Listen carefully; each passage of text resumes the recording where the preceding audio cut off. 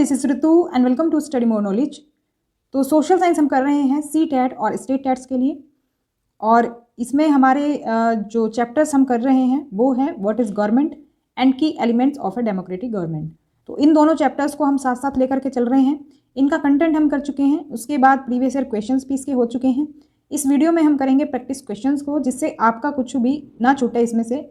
तो इसी फॉर्मेट में अगर हम तैयारी करेंगे तो डेफिनेटली एक भी पॉइंट आपका नहीं छूटेगा और बेहतर तैयारी आपकी हो पाएगी। तो ये इन चैप्टर्स की लास्ट क्लास है, इसके बाद नेक्स्ट चैप्टर हमारा स्टार्ट होगा। तो प्रैक्टिस क्वेश्चंस इसमें हम करेंगे, क्लास ज़्यादा बड़ी नहीं होगी। तो वीडियो अगर पसंद आए तो लाइक करें, शेयर करें और सब्सक्राइब भी कर लें चैनल को, जिससे कि नोटिफिकेशन आपको मिलते रहें। तो देख लेते हैं हमारा पहला क्वेश्चन आज की क्लास का। तो लोकतंत्र से संबंधित कथन दिए हैं, इन पर आपको विचार करना है और बताना है कि कौन सा कथन इसमें सही होगा।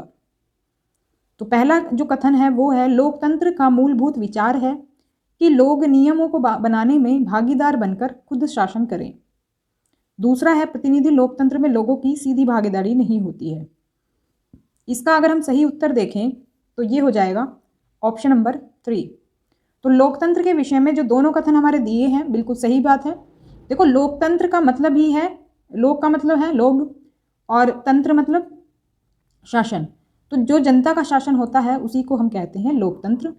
तो लोग भागीदार बनते हैं वोटिंग के थ्रू इसमें, लेकिन सीधी भागीदारी नहीं होती है इसमें, अप्रत्यक्ष रूप से भागीदारी होती है। और क्योंकि हम इसमें अपना प्रतिनिधि चुनते हैं, वो हमारे लिए कानून बनाते हैं, नियम बनाते हैं, इसीलिए इसको हम प्रतिनिधि लोकतंत्र भी कहते हैं, क्योंकि हम अपना प्रतिनिधि चुनते हैं वोटिंग के थ्रू। तो थर्ड ऑप्शन इसमें सही आंसर हो जाएगा। नेक्स्ट क्वेश्चन देख लेते हैं। इसमें कुछ एक सूची दी हुई है जिसमें कि कुछ चीज़ें हैं, दूसरी तरफ हमें देखना है कि कौन सी किससे संबंधित है। तो कौन सा युग्म सुमेलित है ये हमें बताना है। और इसमें अगर हम देखें सही आंसर तो ये हमारा हो जाएगा ऑप्शन नंबर 1। तो पहला और दूसरा जो कथन है ये हमारे सुमेलित हैं, बाकी हमारा तीसरा जो है वो गलत है। देखो, यंग इंडिया जो है ये एक पत्रिका है और 1931 में गांधी जी ने इसमें वोटिंग के अधिकार को लेकर बात करी थी। तो पहला तो संबंधित है, पहला सुमेलित है। दूसरा जो है वो है हमारा सफ्रेज मूवमेंट, इसको हमें दिया हुआ है कि ये वोट देने का अधिकार होता है। तो बात बिल्कुल सही है, ये सफ्रेज मूवमेंट महिलाओं द्वारा चला गया था, महिलाओं को वोटिंग के अधिकार से संबंधित है ये सफ्रेज मूवमेंट, तो इसीलिए दूसरा भी सुमेलित है। तीसरा है, इंग्लैंड में औरतों को वोट देने का अधिकार, तो ये सुमेलित नहीं है क्योंकि ये जो ईयर है ये गलत दिया है। इंग्लैंड में औरतों को वोट देने का अधिकार मिला था 1928 ईस्वी में, 1920 ईस्वी में मिला था अमेरिका में। तो यानी कि अमेरिका में 1920 में मिल गया था, लेकिन इंग्लैंड में 8 साल बाद वोटिंग का अधिकार मिला औरतों को। तो इसीलिए हमारा पहला और दूसरा जो है वही सुमेलित है। नेक्स्ट क्वेश्चन है, अफ्रीकी राष्ट्रीय कांग्रेस के नेता नेल्सन मंडेला ने रंगभेद के खिलाफ बहुत संघर्ष किया, एक ये कथन दिया है। दूसरा है, अफ्रीका में 1992 में रंगभेद की नीति को खत्म किया जा सका। अब इसमें से कौन सा कथन जो है हमारा सही नहीं है, ध्यान देंगे, इसमें लिखा है सही जो नहीं है वो बताना है, तो कंफ्यूज नहीं होना है। तो ध्यान से पढ़ना है क्वेश्चन को, कुछ गलतियां हमारी क्वेश्चन को ध्यान से ना पढ़ने की वजह से भी हो जाती हैं। तो इसका अगर हम सही उत्तर देखें तो ये होगा ऑप्शन नंबर 2, क्योंकि हमें बताना है कि जो गलत है यानी सत्य नहीं है।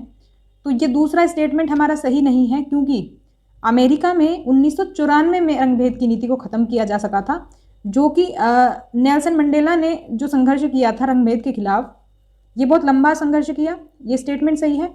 और इसके बाद ही अफ्रीका में 1994 में नीति को ख़त्म किया जा सका। तो पहली स्टेटमेंट हमारी सही है, सेकंड गलत है, और गलत ही पूछा है तो इसलिए हमारा ऑप्शन नंबर 2 सही होगा। नेक्स्ट क्वेश्चन है, इसमें भी कथन दिए हुए हैं।